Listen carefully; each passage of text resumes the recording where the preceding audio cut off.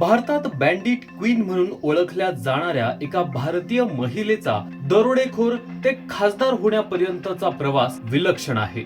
जिने राजकारणात पदार्पण केले, त्यानंतर तिची निवड खासदार म्हणून सुद्धा झाली. या महिलेचे नाव फुलन देवी. फुलन यांना फार कठीण परिस्थितीला सामोरे जावे लागले होते. फुलन यांचा जन्म 10 ऑगस्ट 1963 मध्ये उत्तर प्रदेश मधील एका गोरहाका पूर्वा या गावात झाला होता. फुलन देवी यांच्या कुटुंबाची जमीन ही त्यांच्या काकाने हडपली होती. फुलन यांनी जमीन मिळवण्यासाठी अनेक प्रयत्न केले.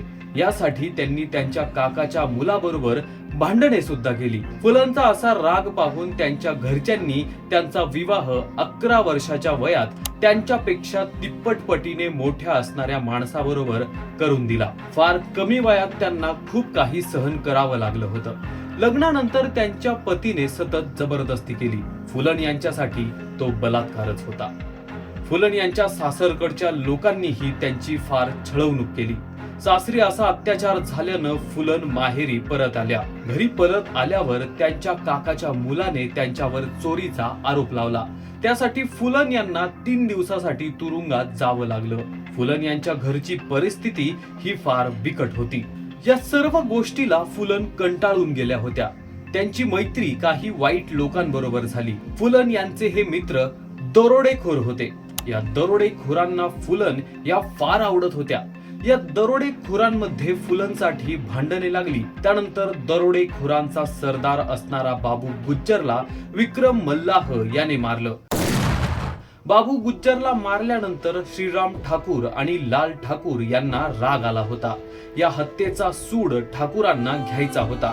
त्यानंतर फुलन, विक्रम मल्लाह आणि त्यांच्या साथीदारावर ठाकूरांनी हल्ला केला. यात विक्रम मल्लाह मारला गेला. विक्रम मल्लाह मेल्यानं फुलन यांना कैद करण्यात आलं. त्यानंतर फुलन यांच्यावर फार अत्याचार झाला. त्यांच्याबरोबर रोज 3 आठवड्यांपर्यंत सामूहिक बलात्कार होत गेला. यावेळी त्यांचं वय फक्त 18 वर्ष होतं. फुलन यांनी हार मानली नाही. त्यांनी या गोष्टीचा सूड घ्यायचा असं ठरवलं. फुलन या 1981 मध्ये परत त्यांच्या गावात पोहोचल्या. ज्या गावात त्यांच्यावर असा अत्याचार झाला होता, या गावातील 22 ठाकूरांची गोळी मारून फुलनने त्यांची हत्या केली. या घटनेने संपूर्ण उत्तर प्रदेश हादरून गेलं होतं. यानंतर फुलन यांना बँडिट क्वीन म्हणून प्रसिद्धी मिळाली. फुलन देवी यांचं नाव ऐकल्यावर अनेक जण घाबरून जात असत. अशा घटनेमुळे उत्तर प्रदेश मधील मुख्यमंत्री म्हणून कारभार सांभाळत असणारे व्ही.पी. सिंग यांनी त्यांच्या पदावरून राजीनामा दिला. अनेक पोलीस अधिकाऱ्यांनी फुलनला पकडण्याचा प्रयत्न केला, मात्र त्यांना यात यश आलं नाही.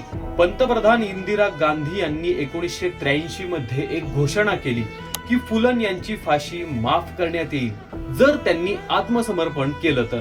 त्यानंतर फुलन यांनी आत्मसमर्पण केलं. 22 हत्या, 30 दरोडे, 18 अपहरण केल्यानंतर त्यांना कारावासाची शिक्षा सुनावण्यात आली. फुलन देवी या 11 वर्ष तुरुंगात कैद होत्या.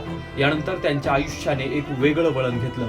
1994 रोजी त्यांची सुटका झाली. उत्तर प्रदेश मधील अनेक गरीब नागरिक त्यांच्या बाजूने असत, त्यामुळे त्यांनी राजकारणात जाण्याचा निर्णय घेतला.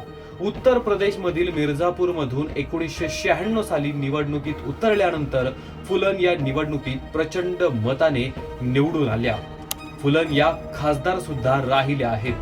25 जून 2001 रोजी फुलन यांच्या दिल्ली मधील निवासस्थानी नागपंचमीच्या दिवशी एक शेरसिंग राणा नावाचा एक व्यक्ती आला. त्याने बंगल्याच्या गेट जवळच फुलन यांना गोळ्या झाडून त्यांची हत्या केली. फुलन यांच्यावर एक ऑटोबायोग्राफी लिहिण्यात आली आहे, ज्यात त्यांनी त्यांचे वाईट अनुभव सांगितले आहेत. या ऑटोबायोग्राफीचं नाव किस्मत की मर्जी असं आहे. मित्रांनो, ही माहिती तुम्हाला कशी वाटली आम्हाला कमेंट करून नक्की सांगा. आणि हो, हा व्हिडिओ जर का तुम्हाला आवडला असेल तर नक्कीच लाईक करा, शेअर करा आणि आम्हाला सबस्क्राईब करा. पाहत रहा गल्ली से दिल्ली तक.